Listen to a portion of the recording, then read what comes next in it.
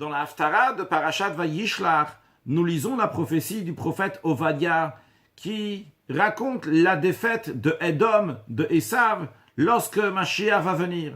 Et entre autres, il parle de Galut Hachel Hazeh, donc l'exil de ces gens-là, et il parle de Tsarfat, de la France, de ceux qui sont partis en exil de la France, que eux aussi donc vont hériter les villes d'Esav.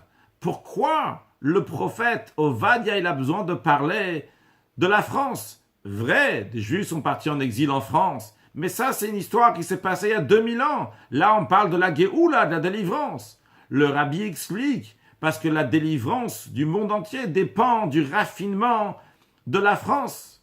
Voyons cela, à l'époque du Admour Hazaken, le premier rabbi de Chabad, il y a 220 ans de cela, il était contre la France, contre Napoléon, et il a prié, il a promis, il a juré à son fils que Napoléon allait perdre la guerre, parce que Napoléon c'était une idéologie, c'est ma force, il n'y a pas besoin de Dieu, on doit compter sur soi-même.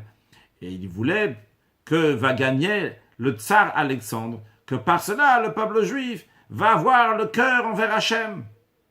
Par contre, le rabbi nous dit, de nos jours, les choses ont changé. Grâce à la force du rabbi, la France est devenue un endroit dans lequel il y a des établissements de Torah, des établissements de mitzvot, et de la France même jaillit de la Torah et mitzvot.